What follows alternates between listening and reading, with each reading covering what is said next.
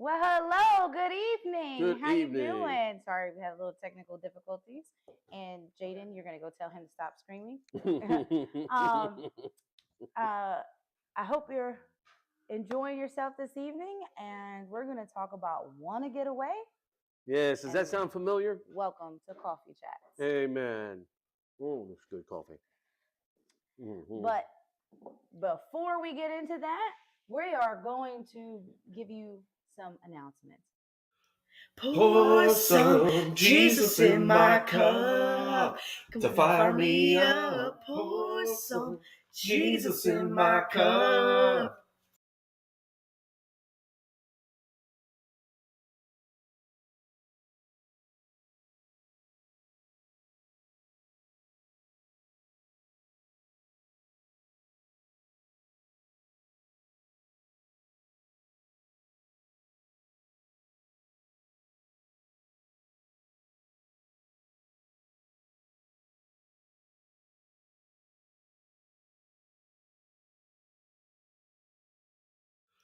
Pour some Jesus in my cup to fire That. Oh, the mic was off. Well, hello. I hope you enjoyed those announcements and videos.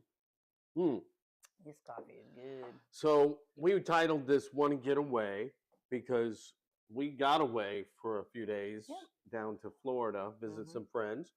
It was last minute, impromptu, basically. I had we had planned originally to be down there earlier last week because of the corporate meeting for the company that I used to work for before I got laid off. So everybody that we knew and loved, they all were expecting us. And of course, we ultimately decided to still go down a little bit later than we would had, and also shortened it. So it was kind of a whirlwind. We left Wednesday noonish, was it? Yep, and we got back Sunday afternoon. Sunday afternoon, and let me tell you, it wasn't a bad trip overall. No, but there was some interesting, fun stuff happened. Yeah, we got to relax, but there was some interesting situations. And I'm pretty sure that you guys have been through, like, if you've been on vacation, you've been through certain weird situations that happen, whether it's in the car or at a restaurant or out and about wherever you're at. So we're going to get into some of those things and give you some scriptures and how to act or how to hopefully react properly. Because sometimes we can be human and have not so nice reactions, but as a Christian, we got to conduct ourselves in a certain way. Yes. We got to be what is it? Peculiar. I'm not really good at that word. We have to represent Christ well. And we ought to try to remember that. Now, having stated that, are we going to be perfect at it? Of course we're not. And the only person that is perfect is Jesus himself. And I honestly believe that God doesn't necessarily expect us to be perfect. He knows that we can't. It's through the sanctification process. It's a process. So, like, I'm a work in progress. Now, thankfully, this whole trip, driving down and back, I didn't upset any other drivers to a point where they wanted to run us off the road or anything of that nature. But we did see a few times where there were some drivers that were not happy with each other. Yes.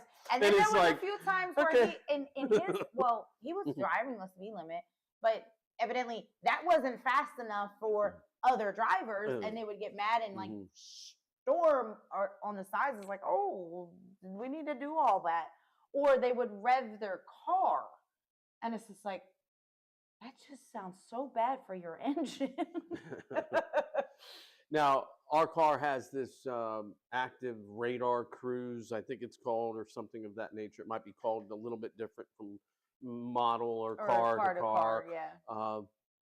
And I had experienced this one time before, a few years ago. I was on a trip over to South Carolina, North Carolina. I had to be in both states, and rented a car. and it had it.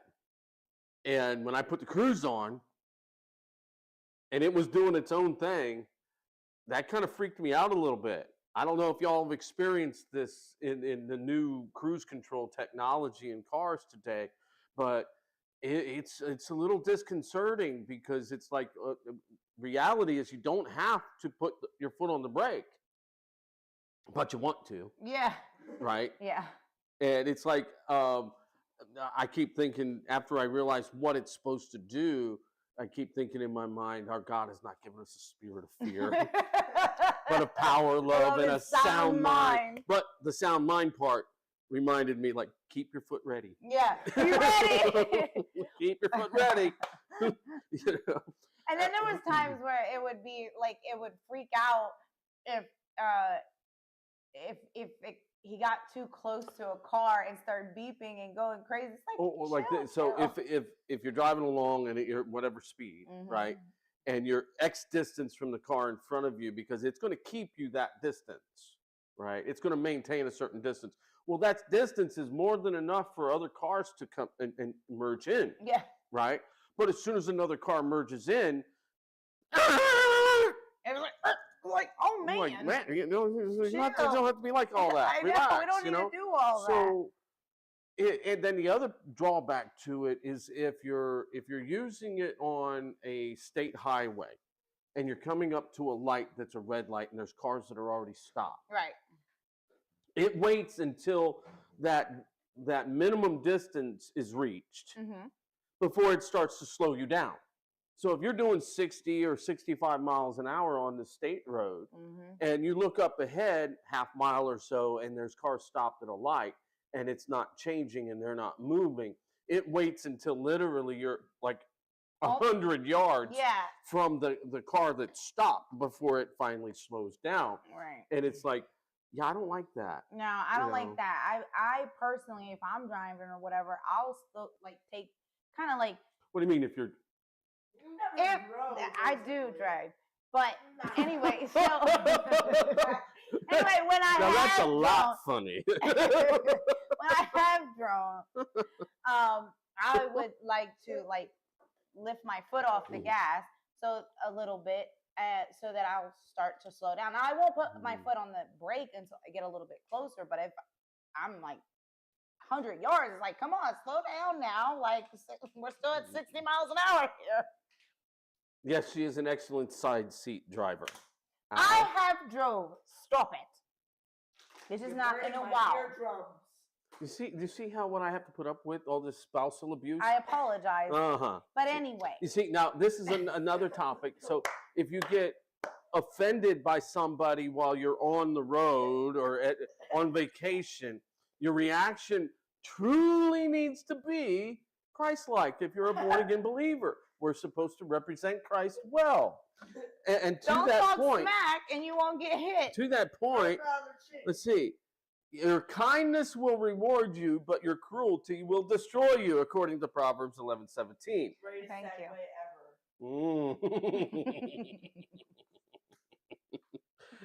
Well, don't talk crap about me, and we won't have. Or how about this one, Matthew 15:18? But the words you speak come from the heart.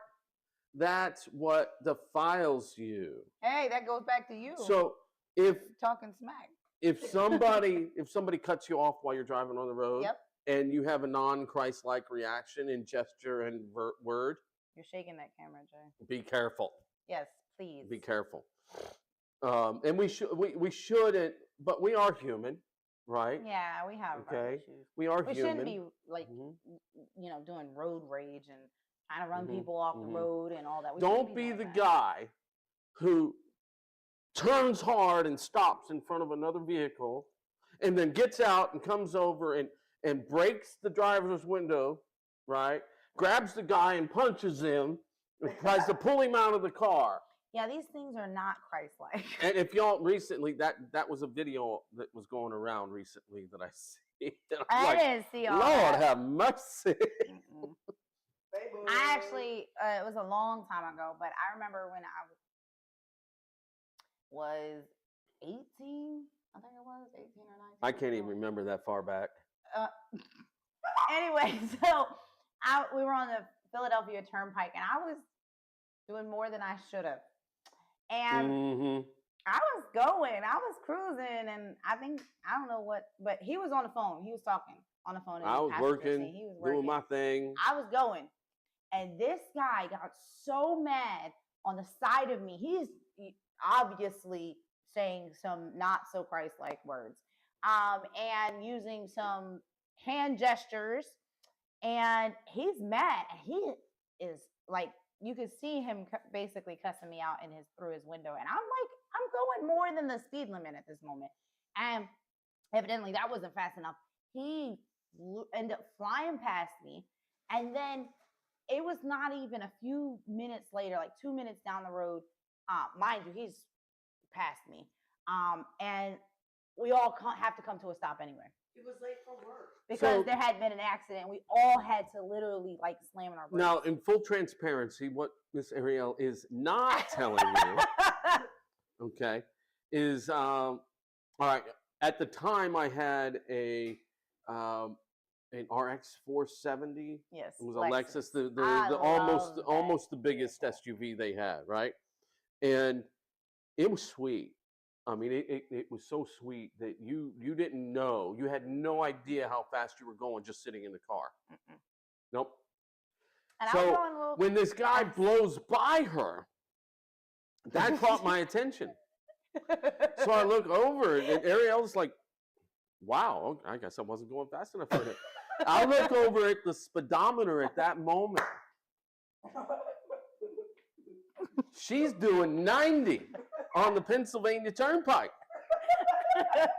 I'm like, But I slowed. It's not my ticket. Ow, see? Jayden liked it. Jayden is busting a gut over here, about to lose his crackers. And so this dude blew by her like she was standing still. So he had to be doing probably 110, 115 or so. 110, 115 miles. Scared the crap out of him, That's too. not pounds, that's miles. Pounds? That's not pounds, that's miles. Miles per hour. Yeah. You said pounds by accident. You said pounds, that's what you said. Okay, next verse. Ephesians 4:29.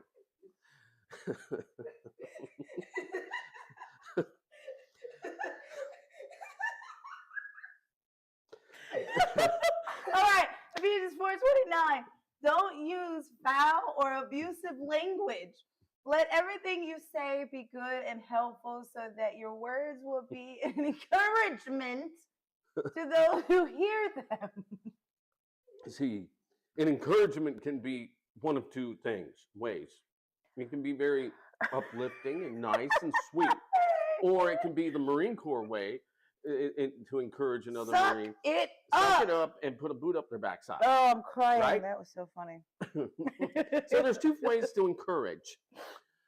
If you're not a Marine, I would encourage you not to use the second one. Because it normally doesn't go over well with some people. They don't know how to receive it. No.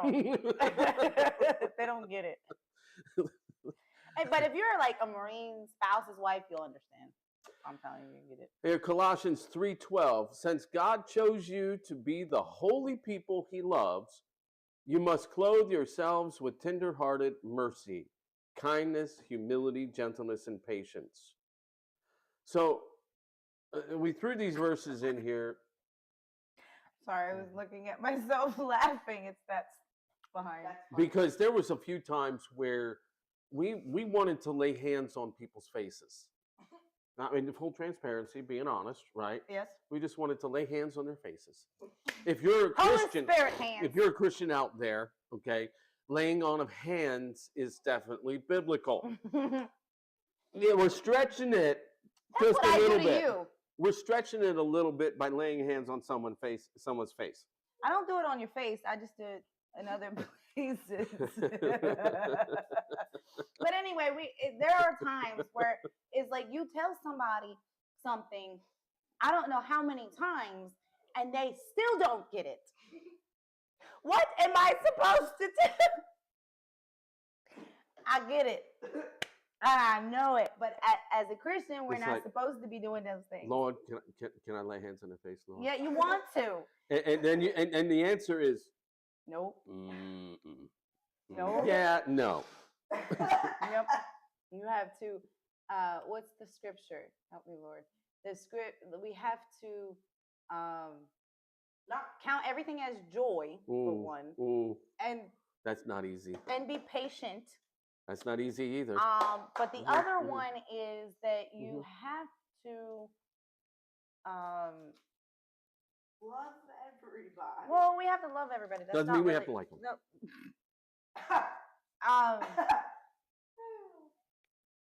I know that's splitting hairs, right? Yeah, that's almost black. What is it? Black called the kettle. Pot black. calling the kettle black. See, I'm so bad at those. I say idioms. that because reality is like is different than love. And love doesn't. I mean, like doesn't necessarily lead into love. No. Love's a choice. Like is something that you can develop. I strongly dislike someone all the way through. I strongly like them, or I like them a lot. It's Levi's son. But love is not. Okay. But love is not quantitative. Right. It's a qualitative thing. You choose to love or you don't. Yeah. And some people may say, well, I have no choice but to love my family. It comes natural or something like that. Yeah, but you also choose to treat them in love, to love them moment love by them moment. through it no matter like what. But we don't necessarily, I believe we don't necessarily have to agree or like everything that someone does or says. I like, we don't have to condone all of the things that they may do. That's right. We have to love them through it. Yes. And give guidance, give encouragement and love and all these things, but we don't necessarily have to like and loving that like that person could include tough love. Yes, tough love. That's a big one, especially if you have, kids. So one day while we were in Florida, we took the boys to the beach, and after being on the beach for a bit, everybody needed to use the bathroom. So we were like, oh, well, I'm kind of hungry. We might as well go sit down somewhere and eat at the same time. So we walk up to this restaurant, and we're standing there, some people in front of us, but we're looking inside, and half the tables are empty. More than half of the tables in the restaurant are empty. There's nobody at them. Mind you, we've went to this place before, many, many times. And we're standing there, and there's a hostess. I guess she's a hostess or whatever. And then I'm assuming he's a manager or a cook or whatever. They're doing something at the computer up front, and I guess running some kind of reports or something like that. And we're standing there literally There's for a bunch 15, of people, 20 minutes. Just standing. Right? And there was more people stacking up behind us. They didn't acknowledge anybody. They didn't say a word. Nothing. And then they finally walked away, and we happened to bring it up to the people in front of us and said, I'm assuming there's a wait. And they were like, oh, well, actually, they told us they're not seating anyone for 45 minutes. Yeah. And we were like, what do you mean you're not seating? They didn't know why. And we're thinking to ourselves, now, if I worked in a restaurant, I'm at least going to acknowledge who walks in the door. Yeah.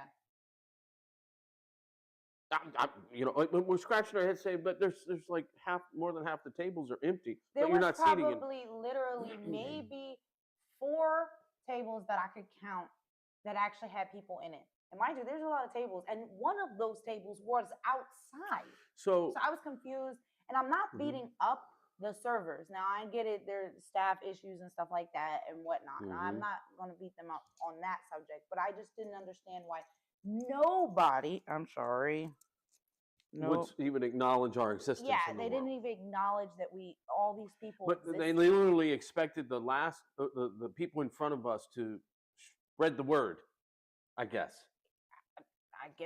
So, needless to say, we were irritated about this, and we said, well, we'll go somewhere else. So we walked away. Now, my Michael was upset about it. Oh, yeah, he wasn't happy. Voicing his opinion. No, he was upset about us having to leave from there. at the Wing House because of Mm-hmm. that. And it kind of made a little bit of a scene, but it's okay. So then we go to Johnny Rockets. But we didn't say anything. We just kind of left. And we let it go, Yeah. right? And we didn't say anything ugly to anybody. We just decided to walk away. Right. Now, did we still scratch our head and couldn't understand it? Yeah, they might be shorthanded that day, whatever the case may be, and they can only serve so many tables with the amount of servers they have, whatever, right? And we kind of just brushed it off. So then we go to Johnny Rockets, and at least the hostess, she acknowledged us and took our name, gave us a wait time. Okay. Right. But before that, we were planning on going to a different one, and evidently they're closed. Yeah. And I'm like, this is a holiday weekend, and you're closed? In Daytona Beach. In Daytona Beach. I'm like, I didn't understand. I mean, to me, that Daytona is a very popular place, and people go there for the holiday. Mm-hmm. Why would you have an establishment closed? I didn't understand that. So what was interesting was they gave us a 20-minute wait time. Okay. But when she gives me this 20-minute wait time, I look around and half the tables are empty in Johnny Rockets. Mm-hmm. And she makes a statement to me after she looks over at the kitchen, and she does one of these, looks back and says, yeah, it's going to have to be 20 minutes. I'm wanting to hold off on seating anybody else because the kitchen's backed up. I'm like, the kitchen's backed up. What are you talking about? What are you talking about? I mean, you got less than was half so of your many tables full. Yeah. So when we finally sat down, I realized that they probably had 15 people working in the kitchen. Mm-hmm. And, well, in the kitchen as well as staff. And then on top of that, the servers. Yeah. And I'm scratching my head saying, well, how is it the kitchen's backed up? And they had 1, 2, 3, 4, 5, and a few at the bar. So what did it take us to eat basically a late lunch at the beach on Friday before Easter? Friday. It took us probably 2.5 hours just to eat lunch. And it wasn't like it wasn't bike week. No. You know, it wasn't like there's a million people in town. No. I mean, there was a lot of people there, but that's kind of, in Daytona, that's kind of normal. It fluctuates with people anyway. But it wasn't like bike week. Bike week is everybody and their mama and their sister and brother. You know, like there. Now, could we had reacted ugly and been rude and made snide remarks, etc.? Yeah, we could have. But I didn't. But we always have to remember that we, as a born again believer, represents Christ. Right. Represent Christ. Well, Christ. Technically, say it right. I was getting hit by the kitchen door. I don't know how many different times. Every time. Oh yeah, where we sat. And whatnot. There was one time I looked back, and was like, really? Can we be careful? You know, like I'm right here, and I'm pretty sure that people heard it hitting the chair and me, but I didn't say anything. And nobody said a word to her. Nobody said a word to me. I just let it go. It's not worth talking about, you know, like or saying it. What? The bathroom is so cold, man, and we just got back from the water, and it made me even colder. I was as cold as ice in Alaska. Okay, you'll be fine. But yeah, so you know, It's your son. as wanting to get away, as a Christian, you have to. I feel like you're tested in this, like when you're going out of town and your morals and your beliefs are tested with respect to. Mm-hmm. Okay, Oh, go help him. Please. Michael needs a shirt. Evidently, I'm sorry. I apologize if you heard that. Mm. Monday would have been so mad. My Monday would have been so mad. Oh, hi, Miss Kara. I'm sorry. What was it? As a Christian, we're supposed to conduct ourselves in a way that is pleasing to Him. Yes. And yes, we're human, and we're gonna have potentially have something that's not Christ-like come out. But we have to try. And I feel like going on vacation definitely tests us more than our normal Than our behavior. normal routine. Sure, because it's something that's outside of the norm. Especially if your children are used to a particular routine, they're going to get more grumpy more quickly, etc. I had it when we stopped at an Applebee's. You guys didn't hear it because I was the one talking to the lady, but she kind of made it like we were a problem for her. Yeah, or she was the hostess. Yeah. And made a statement something to the effect of, "I'll get to you when I get to you." Yeah. And meanwhile, more than half the tables were empty there too. I have a friend who's been in the industry for 15 years serving, and I have never we've gone to how many restaurants? I've never been spoken to in that manner. And she could have just been having a bad day. And that could have been it. You know, and was short and flippant with you because of God only knows what was going on, right? But it was one of those situations too where I've seen many tables open and all these people standing around waiting. And by the way, this was Sunday after church. Yes. So we weren't even in Florida anymore. We were back in Alabama, north of Dothan. So I could have, if this was like 15 years ago. Oh, yeah, that wouldn't have been a pretty scene. It would have been not so nice.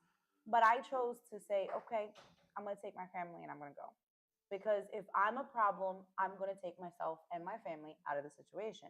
I didn't feel like that we were a problem, but based upon her statement to me, we were the issue.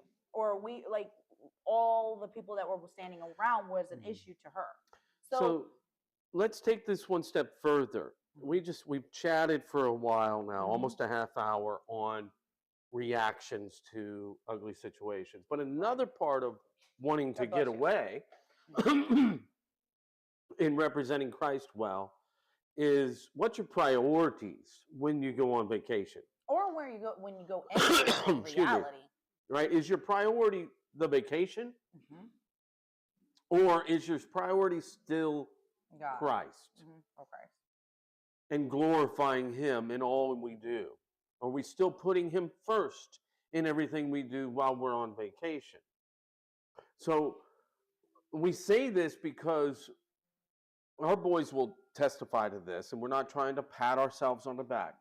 But when we go to a restaurant, we generally put on 90% of the time we're putting on praise and worship on our phone if we can get signal. Right. That is a true statement. Now, we're not blaring it to the moon, but at the same time, we haven't ever had anybody ask us to turn it off. Or turn it down, or whatever the case may be. I've never had an issue, and I've never had any issue. We also, you forgot this, before we eat anything, we always pray. Always, in public, wherever we're at, we always pray, no matter where it is. We don't care. Like, we're gonna pray it for. That's right. You know, well, and there's been times that should be number one. It should be automatic, right? But there's been times like you start eating and you're like, oh crap, and then you have to like pray or whatever. You know, like when you realize you have to pray. There's rolls on it. Oh yeah, Jayden. Or fried chicken. Oh my, you know. That's you. But yeah, it's like, okay, are you really? I know I don't have another term for this, but it's almost like, are you putting the money where your mouth is when you say, if you say you're a Christ follower, and you're putting Him first and representing Him well, what are you doing no matter where you're at? Are you maintaining who you are on vacation the way you or who you are when you're home? Right. Or do you throw all that aside while you're on vacation? Because you're on vacation.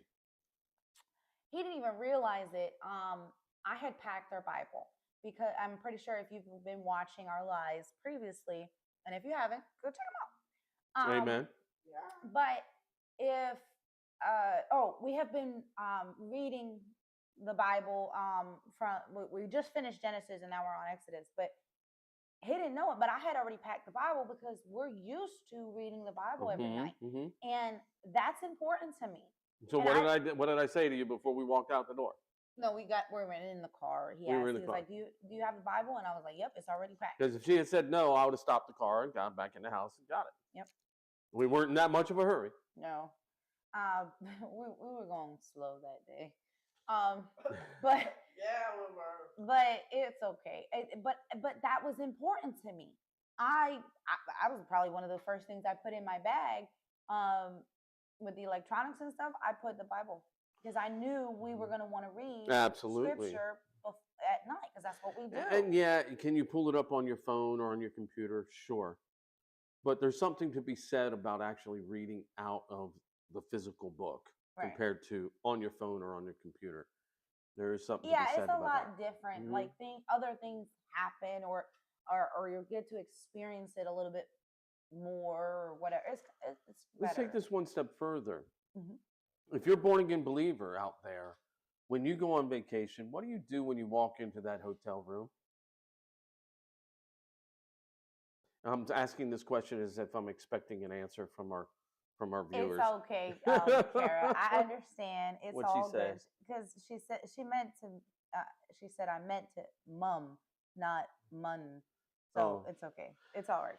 So what do you do when you walk into that hotel room? And we don't remember to do this all the time,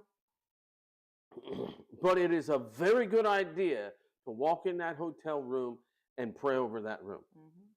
You don't know what or who has been in that hotel room. Right. Okay, the hotel cleaned the room. Or what has maybe occurred in those rooms. Exactly. So this was back when, oh my goodness, the boys were babies. I don't even think Levi was born yet. I don't think so. I think it was only Jay and Michael. We had gone up to Jersey. I was on business, and then we stayed a night or two over in the Jersey area to visit your family.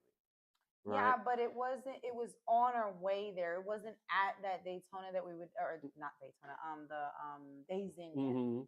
We weren't there yet. We were traveling, and it was that. So we walked into this hotel room.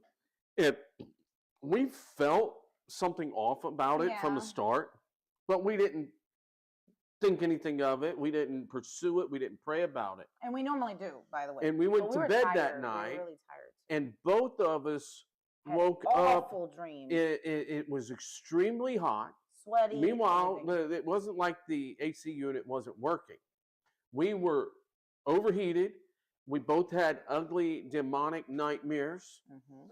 And it was bad. It was really bad.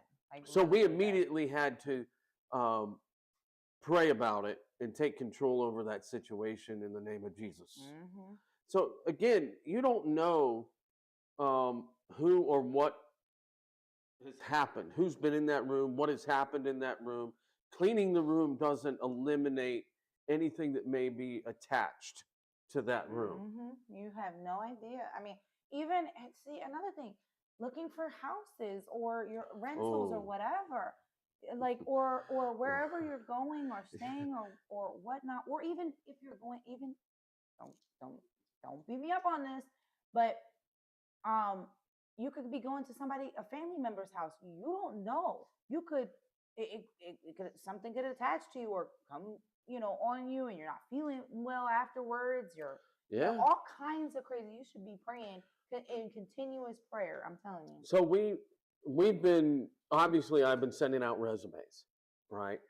And I had a response from a recruiter today, and wanting yesterday, whatever, wanting to talk about a position, and it's outside of Dallas.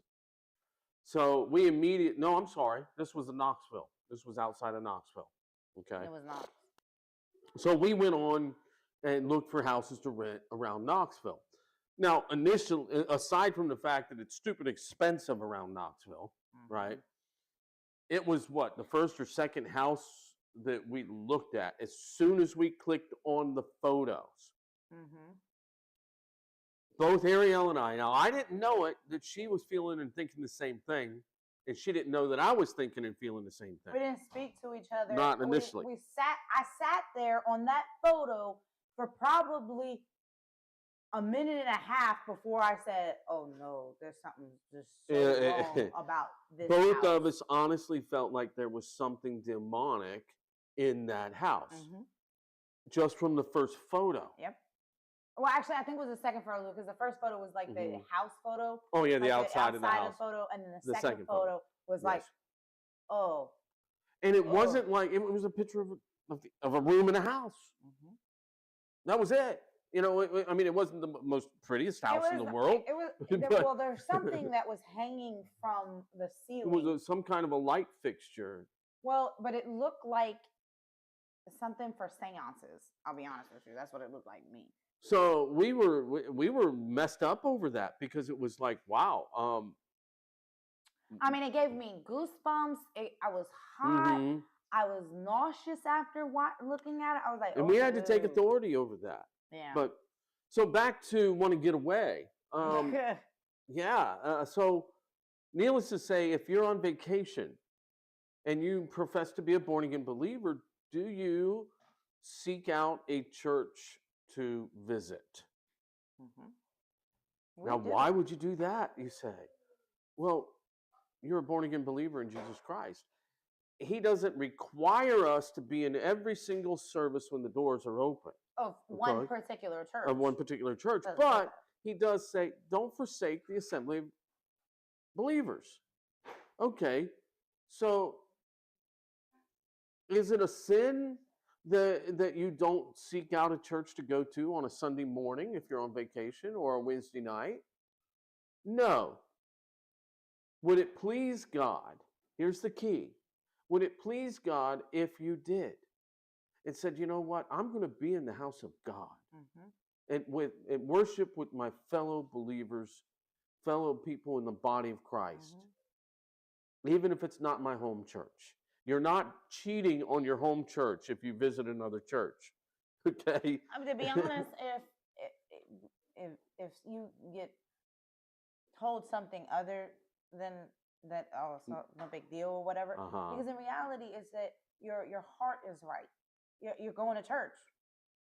You're like if your pastor is ultimately telling you that, oh, you can't do that, you're not allowed. There's nothing that says you can't. Well, if your pastor tells you that that's a problem, I would seriously pray about moving on from that church. Yeah, because there's nothing wrong with it. It's actually right. Well, yeah. Here's the question. Again, it goes back to what are your priorities when you're on vacation? Is it yourself and vacation, or is it is your priorities? Do your priorities remain Christ first? That is the question. That is the question. And if your priorities remain Christ first in everything you do, including vacation, it doesn't mean you're going to be perfect. And you may not be able to find a church that you're comfortable going to. It is what it is at that point, right? Did you make an effort to look for a church? And this is the interesting thing, okay? So when we were on our way back Saturday, we left Daytona on Saturday. Sorry about that. We spent the night outside of Tallahassee on Saturday night. And our plan was to find a church. She said, scream and find my bed and call dibs. That's what she said she would do when she got into the hotel. Sorry. So we planned on finding a church around Tallahassee. So we figured we were going to get up early enough and get out the door and get to a 9 a.m. service so we can get on the road. Okay? Say hi. Say hi, CEMA fam. Hi, CEMA fam. Well, we realized as we were getting ready that we're not going to make the 9 a.m. So we decided, we were like, well, why don't we get on the road and find a church between here and home? Because we were going to go to an Easter Sunday morning service. Okay. So I immediately looked up the navigation and where we would go through. We were going to go through Dothan. Mm-hmm. So I looked in Dothan for churches in Dothan, and we found a church that was full gospel. If you want to use the term Pentecostal, okay, fine. And we decided, okay, they have a 10:30 service. And we realized that we were still on Eastern time in Tallahassee. Right. And they were going to be on Central time. So it was an hour earlier in Dothan than where we were at right then. So we knew we had enough time to get to Dothan and get there for the service. And we did. Yeah. So we got to this church, we got out, we had 10 or 15 minutes, and that's with taking our time stopping for coffee, as